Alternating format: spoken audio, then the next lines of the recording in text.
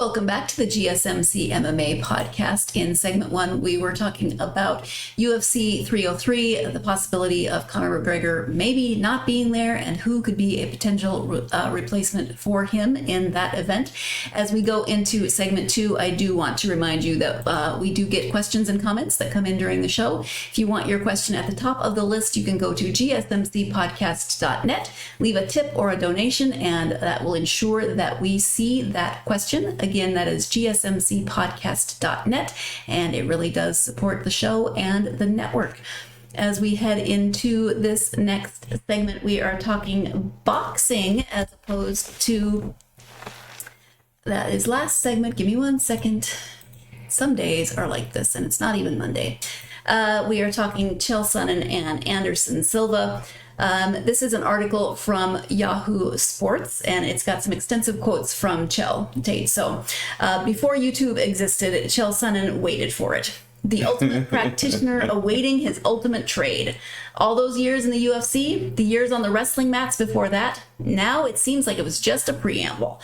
All designed to give him stories to tell and expertise to lean on as he holds court for his 1.28 million subscribers.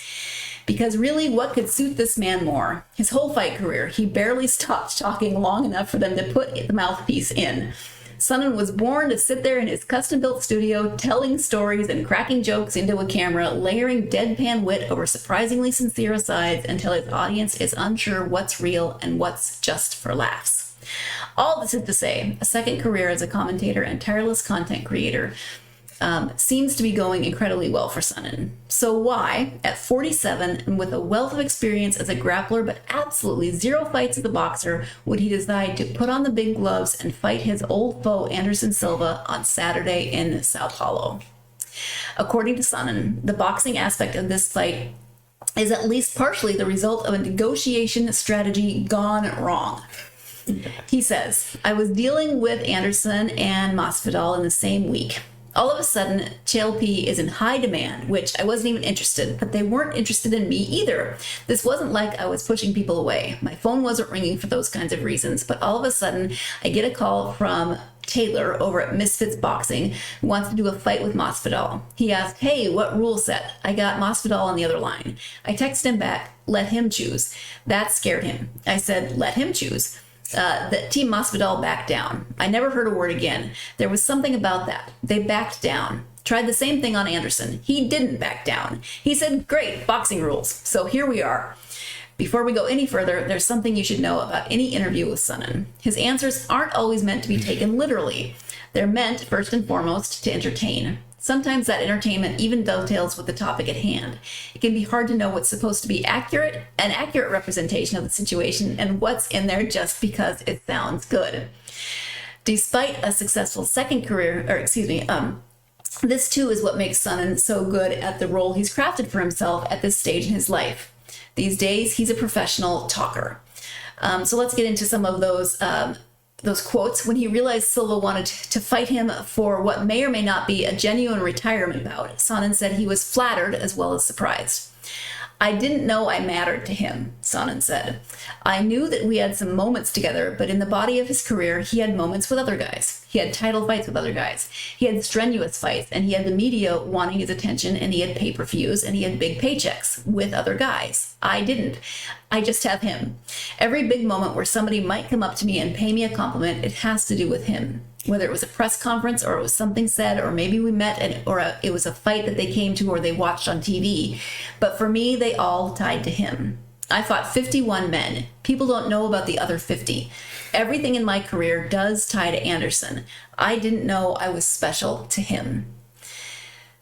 Still, Sonnen admitted, when a guy selects you as the opponent for a farewell fight in his home country, you can't help but realize that he probably didn't pick you because he thinks you're going to beat him up.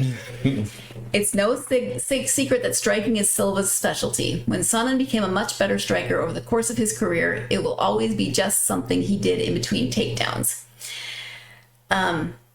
So I don't really care about the rules, Sonnen said. I'm going to try to beat him. And one thing I don't like and one thing I will not do, and I'm not attempting to now, is to feather the nest for a fall. Oh, I didn't have time to train. Oh, I was only in the room with my son. Oh, boxing isn't my thing.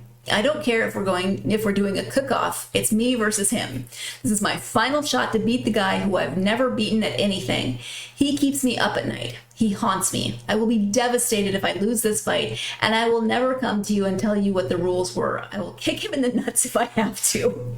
I'm going to bring this man down. I got 4 rounds to do it, and mark my words, I will not screw this one up. I know that was a bit long, but you needed to get all of that Chael-ness in there. Okay, first off, Anderson Silva. I mean, in my opinion, I don't know if you say he's the greatest of all time. In my eyes, I think he's the most talented. It's either him or John Jones. It's the greatest 2 MMA fighters of all time. I know impressive. He ended his career maybe not the way people would have liked. Maybe he stayed a little longer. The whole boxing career as well. But man, I love Anderson. Met him a couple of times. One of the nicest guys you'll ever want to meet. Now, this snuck up on me. I didn't realize that Anderson was retiring, that he was having one last fight. And if you ask me, okay, Anderson is retiring. Who do you want to see Anderson fight as his last fight ever? The first person coming to mind would be George St. Pierre. Maybe some people would say John Jones. But it'd be a very short list. It'd be St. Pierre, maybe John Jones, Chael Sonnen. That would be my big 3 that I would love to see Anderson Silva have his final fight with. And we're getting that. It's it's not in a UFC or MMA cage. It's not in the UFC at all. It's going to be a boxing match. But for one last time to see Anderson Silva versus Chael Sonnen in São Paulo for Anderson's final fight, I love it. I don't know how serious this is going to be. I hope it's not that serious, to be honest with you, because Anderson has been training boxing for a while. Anderson, even if they never trained boxing, Anderson is the far superior striker. Chael's a wrestler, always has been a wrestler. So I don't really see this as more of a competitive bout, but what I do see is a piece of legacy. Seeing Chael Sonnen one more time, Chael P. Sonnen in the ring one more time against Anderson Silva is amazing. I remember when it first went down, I hated Chael. I was Team Silva, and he was this guy that said all this crazy stuff. And then seeing the second one and seeing how the first one, Chael dominated the fight, and Anderson got him at the very end. And then the rematch and how big that was. And Chael's right. Anderson has had mega fights with many, many other fighters. And if you think about it, and Chael's being kind of light as well. Chael has had some pretty major events. Not on the level that Anderson Silva has, but Chael has as well. But it's weird to say 2 guys are about to get into the ring this weekend to fight, and it's a feel-good story. But that's exactly what it is. I'm hoping that I don't know the rules with this, but I'm hoping they're going to use big gloves. I don't want to see Chael get hurt. I don't want to see Anderson get hurt. I'm hoping that this fight will go the distance. We'll be able to see 2 of our legends kind of ride off in the sunset. Anderson wins in his hometown. Chael looks good. And Chael collects a check. You know Chael's gonna want that check. Well, sure. Chael gets a check. Anderson gets the legacy event. You can't go wrong on this one. I will be watching this. This will be crazy enough. This will be my number 1 thing I'm gonna watch this weekend. I watch a little NBA fight. I'm gonna watch the NBA finals. Oh, but sure. This is my top event.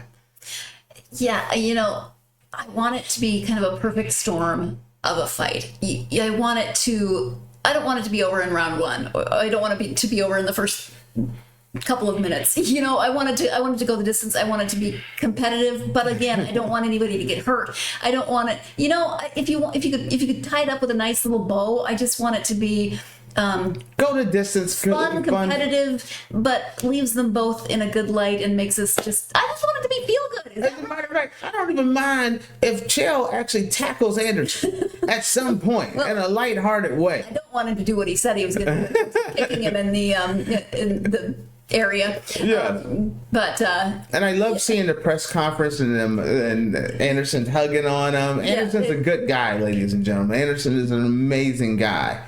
You know, I've been fortunate to meet a number of MMA fighters, and Uriah and Anderson are the two that I've met that I have the best feelings with. I did not know you met Anderson. Yes. I knew you met Uriah. Yeah, so those two are two You're holding out on your co-host. the two people that I've had the best experience with. Excited about this one. This isn't like the Tyson Jake Paul fight where I'm looking at this is a real fight. I don't look at this as a real fight. I'm actually hoping that it is not a real fight. I'm hoping it's an exhibition between two old rivals who have now become friends, who are about to sail off in the sunset together as friends. I think it's perfect. Absolutely. Again, I want it wrapped up in a nice little bow. if I can have my wish, it's not about me. We are going to go ahead and take our second break of this episode. When we come back for our final segment, we will be talking about Dustin Poirier's comments after UFC 302. You are tuned into the GSMC MMA podcast, and we will be right back.